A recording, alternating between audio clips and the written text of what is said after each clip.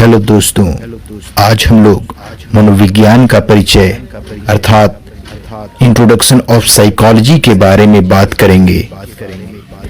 इस टॉपिक में हम लोग यह कवर करने की कोशिश करेंगे कि साइकोलॉजी की उत्पत्ति कब से हुई और कहां से हुई और कितनी परिभाषाएं साइकोलॉजी के क्षेत्र में दिया गया है।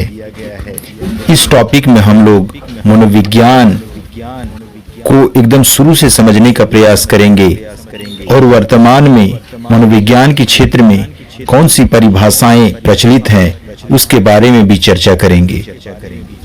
तो चलिए दोस्तों, वीडियो शुरू करते हैं। साइकोलॉजी शब्द की उत्पत्ति मेलांथन के द्वारा की गई और इसका सर्वप्रथम प्रयोग जर्मन शैक्षिक दार्शनिक रुडोल्फ गॉकल ने 1590 में अपनी पुस्तक साइकोलॉजिया में किया। साइकोलॉजी दो शब्दों के मिलने से बना है, पहला साइकी और दूसरा लोगस। यहां साइकी का अर्थ सोल या स्पिरिट या माइंड अर्थात आत्मा और मन होता है तथा लोगस का अर्थ अध्ययन करना, विचार करना या वर्णन करना होता है। इस प्रकार इसका शाब्दिक अर्थ टू डिस्कस और to know about the soul और स्पिरिट होता है, अर्थात आत्मा के बारे में जानना या वर्णन करना होता है। जैसे जैसे समय बीतता गया, मनोविज्ञान के क्षेत्र में अनेक परिभाषाएं दी गई और इस क्षेत्र में दार्शनिकों और विद्वानों ने अनेक परिभाषाएं अपनी अपनी ढंग से दिए हैं, जो इस प्रकार हैं। मनोविज्ञान के क्षेत्र में जो सबसे पहली परिभाषा दी गई वह इस प्रकार है, psychology is the science of soul, अर्थात मनोविज्ञान आत्मा का विज्ञान है।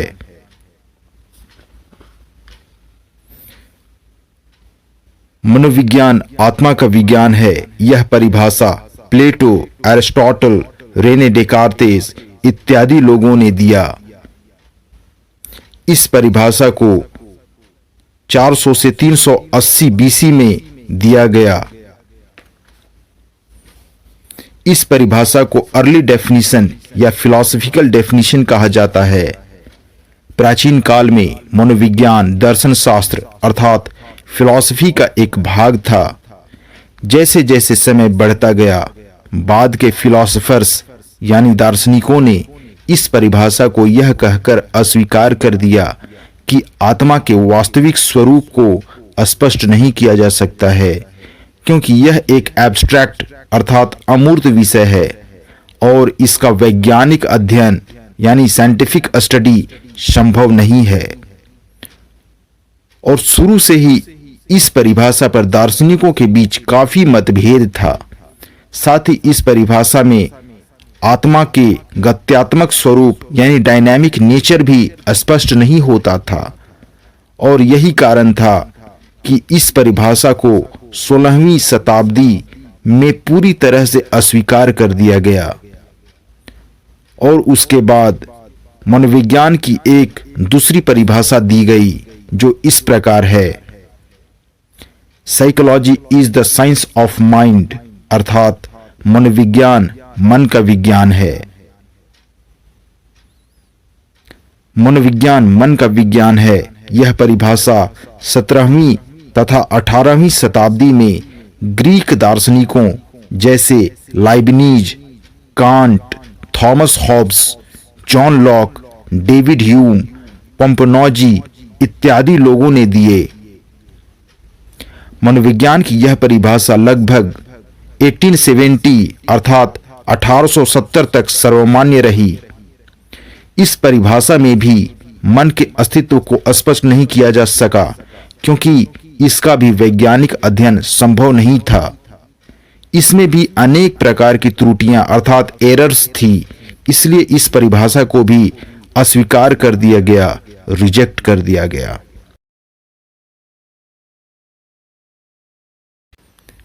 इस परिभाषा को अस्वीकार करने के बाद मनोविज्ञान के क्षेत्र में एक तीसरी परिभाषा दी गई जो इस प्रकार है, psychology is the science of conscious experience, अर्थात मनोविज्ञान चेतन अनुभूति का विज्ञान है।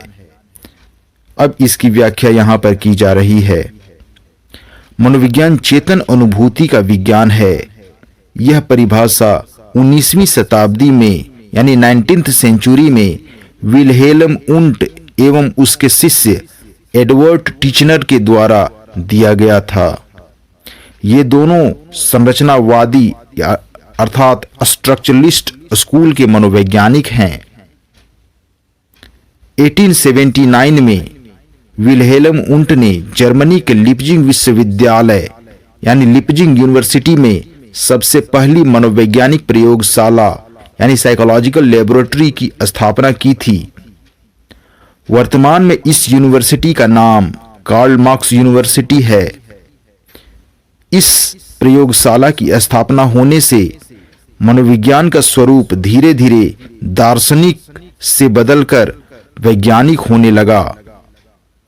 मनोविज्ञान की विषय वस्तु मन या आत्मा से हटकर अब मानसिक क्रियाएं यानी मेंटल एक्टिविटीज या चेतन अनुभूति यानी कॉन्शियस एक्सपीरियंस हो गई। इस परिभाषा को मानने वाले मनोवैज्ञानिकों को संरचनावादी यानी स्ट्रक्चरलिस्ट कहा गया, जिसमें विल्हेल्म उंट एवं उसके शिष्य एडवर्ड टिचनर ही प्रमुख थे। इन मनोवैज्ञानिकों के अनुसार मनोविज्ञान चेतन अनुभूति या तात्कालिक अनुभूति का विज्ञान है। इनका मत है कि मनोविज्ञान की सभी मानसिक क्रियाएं तीन तत्वों यानी तीन कंपोनेंट्स अर्थात संवेदना, प्रतिमा और भाव यानी सेंसेशन, इमेज एंड फीलिंग से मिलकर बनती है। मनोवैज्ञानिकों की इस परिभाषा से मनोविज्ञान का स्वरूप अधिकांश अंशों में स्पष्ट हुआ, लेकिन फिर भी इस परिभाषा में अनेक एरर्स यानी अनेक दोष पाए गए। इस परिभाषा में सबसे पहली दोष यह था कि मनोविज्ञान में चेतन अनुभूति का अध्ययन किया जाता है, लेकिन इसमें यह नहीं बताया गया है कि इसमें अवचेतन यानी सबकॉन्शियस और अचेतन यानी अनकॉन्शियस का भी अध्ययन किया जाता है या नहीं। इसका इसमें वर्णन नहीं किया गया है। इस परिभाषा की दूसरी त्रुटि यानी दूसरा एरर्स यह है कि इसमें चेतन अनुभूति का वस्तुनिष्ठ ढंग से अध्ययन नहीं किया जा सकता। इसलिए इस परिभाषा से मनोविज्ञान के एक्सपेरिमेंटल नेचर यानी प्रयोगात्मक स्वरूप की व्याख्या नहीं हो पाती है, जिसके कारण से इस परिभाषा को भी अस्वीकार कर दिया गया।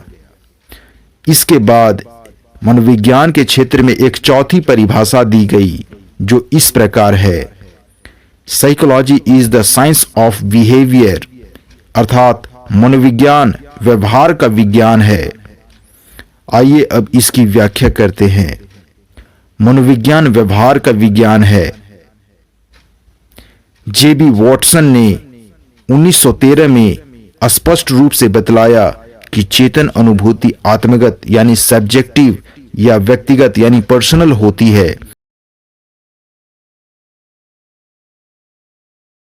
जिसे स्पष्ट रूप से न तो परिभाषित ही किया जा सकता है और न ही इसका स्थान निर्धारण ही किया जा सकता है और न ही इसे मापा ही जा सकता है।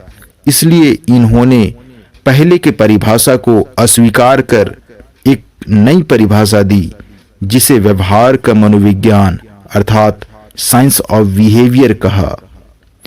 इसमें व्यवहार का स्वरूप अधिक वस्तुनिष्ठ यानी ऑब्जेक्टिव था, क्योंकि इसे देखा या सुना जा सकता था। दौड़ना, रोना, हंसना, सोचना आदि व्यवहार के ही कुछ उदाहरण हैं। मनोविज्ञान की इस परिभाषा में भी कुछ दोष पाए गए, जिसका प्रमुख दोष यह था कि मनोविज्ञान में केवल व्यवहार का ही अध्ययन नहीं किया जाता है, बल्कि अनुभूतियों का भी अध्ययन किया जाता है। सही अर्थ में व्यवहार और अनुभूति दोनों में से किसी एक को भी अलग नहीं किया जा सकता, क्योंकि इन दोनों में बहुत ही गहरा संबंध होता है। इसलिए मनोविज्ञान को केवल व्यवहार का विज्ञान कहना उचित नहीं है। इस चौथे परिभाषा के बाद व्यवहारवादियों द्वारा दी गई परिभाषा की कमियों को ध्यान में रखकर मनोविज्ञान की आधुनिक परिभाषा दी गई, अर्थात मॉडर्न डेफिनेशन दिया गया।